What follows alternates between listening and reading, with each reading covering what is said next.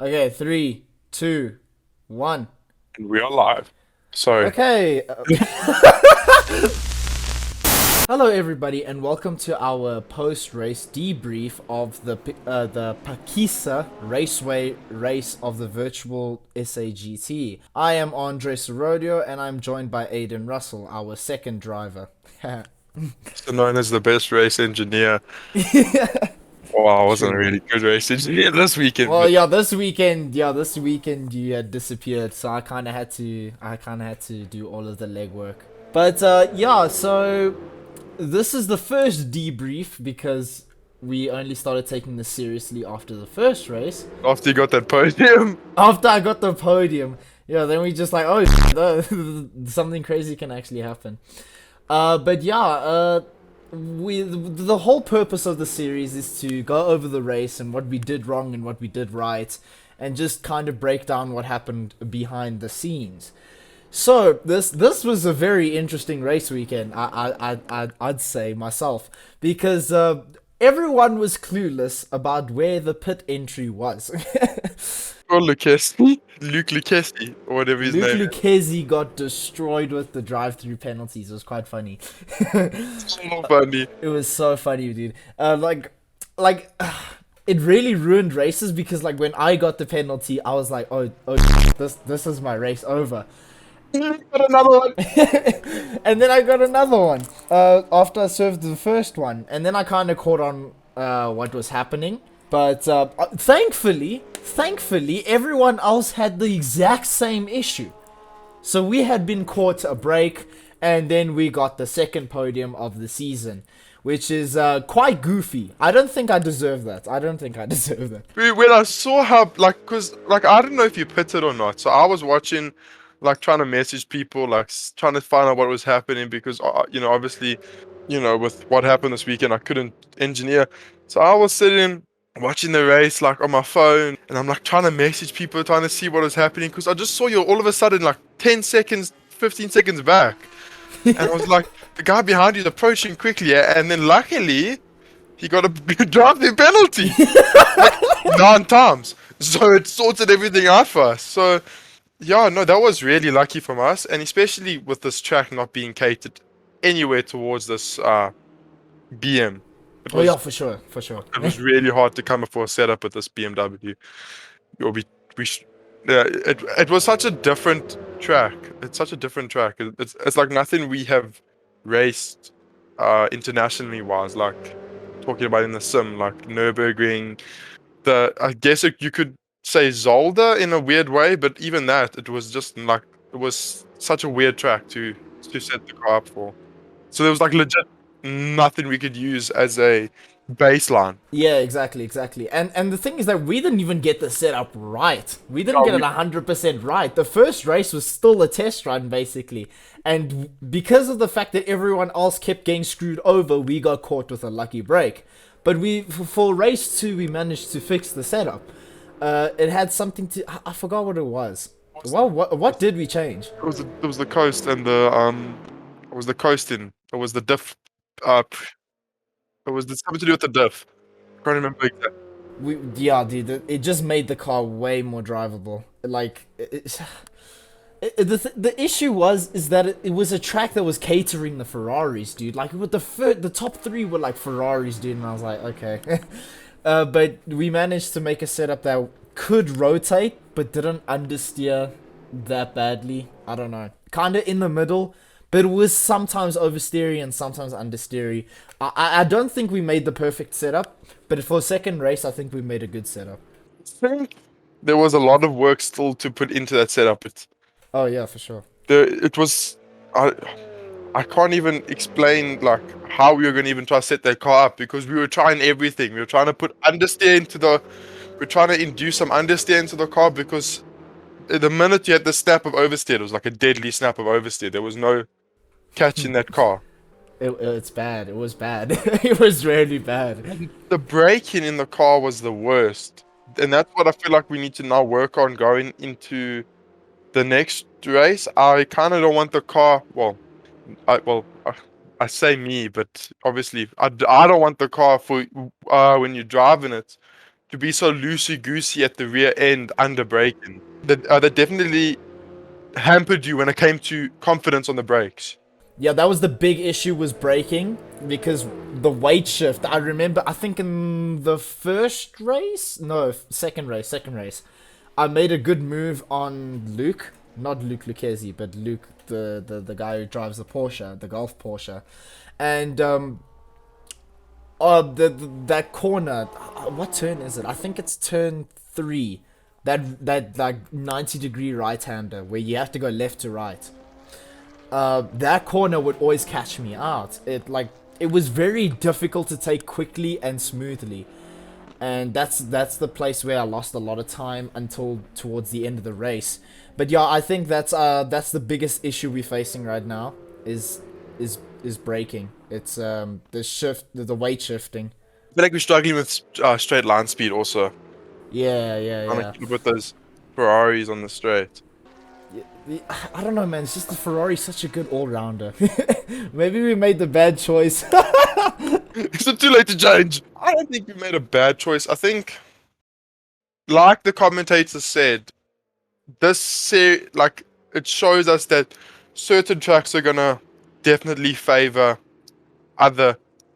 Certain tracks are gonna favor certain cars better. Like, we put less. Also, let's just be real right now. We did put less effort into this race than what we did for the first race. Yeah. And to come home with a top 5 and a podium, That wasn't bad at all. it wasn't bad at all. You know, if we set the car up a little bit more oversteery, but then I still think that would have also caused too much problems during the race, especially with the strategy we were running. You know, the one stop, no, just fuel, no tires, trying to get into the lead type thing. Yeah, I think that's the game-changing strat. Like, that's what the top guys use. It's just that splash and dash and out.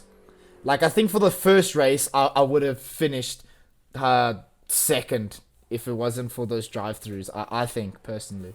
Actually, I think you could have won it because even Tristan Denobreger the leader got like 2 drive-throughs. No, Tristan's a beast. He was. I can't even talk about him, bro. It's just like he's been doing really well. So right now, as it seems, I might the classified results, or is what they're called, I assume, haven't come out yet. But from what we calculated and stuff, it looks like you sit in either 4th or 3rd still. You definitely. So Daniel Rowe definitely got no. He tanked. He tanked. He tanked. He got 2 DNFs. He just decided that he wasn't going to finish the race. Shame, man. The Labuskakny race, I didn't see him fighting for anything, eh? If he did, I don't think I was paying attention. If I'm actually going to be honest. It was Tristan Denobreger and it was someone else that were leading the pack in the first race, and they were killing it. See, now that's the problem that came in with us. We were expecting the 2 front runners to battle the side. We didn't expect the leader, Denobreger, to have so much pace. So I was thinking that maybe they could battle each other out and ruin their race while you were still in clean air. Yeah. You know, we win some, we lose some. I mean, exactly. I think that's the gamble we take. Yeah, exactly. Strategies. And honestly, I don't mind finishing like 3rd or top 5 in general. Like, I obviously prefer podiums and wins. You know, like, especially a win. I'm looking for a win. But if I get consistent podiums, I'm really chilled with that. I think the name of the game in the series is to stay out of trouble and be consistent as hell. Yeah, I can agree with that.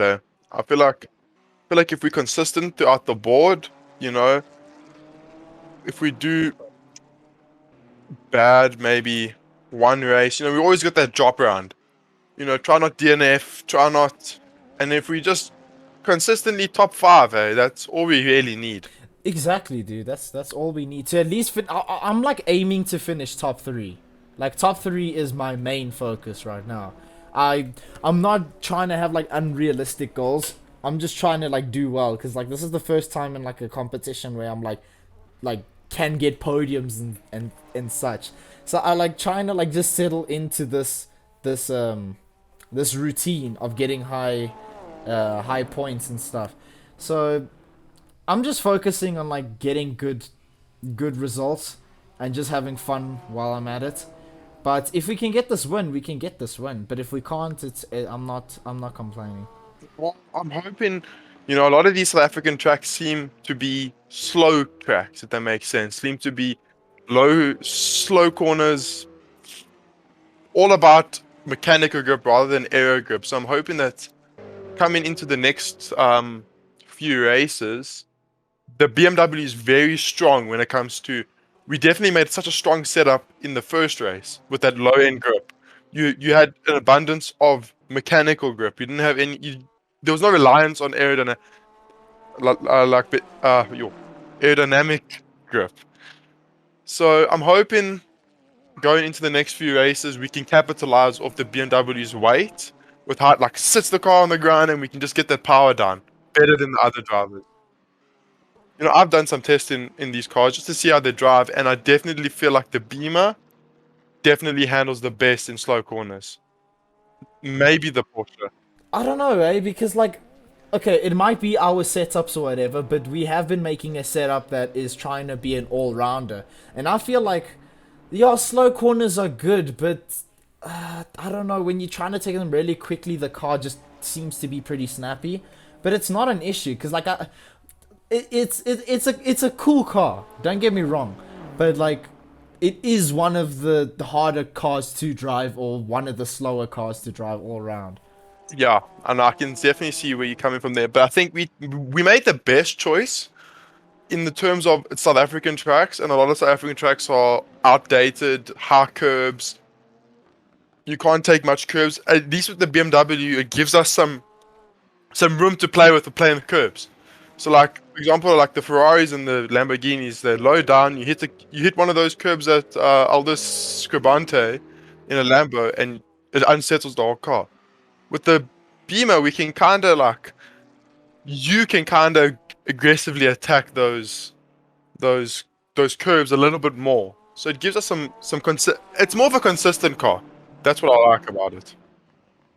But the next race is Port Elizabeth. It's the East London Grand Prix circuit.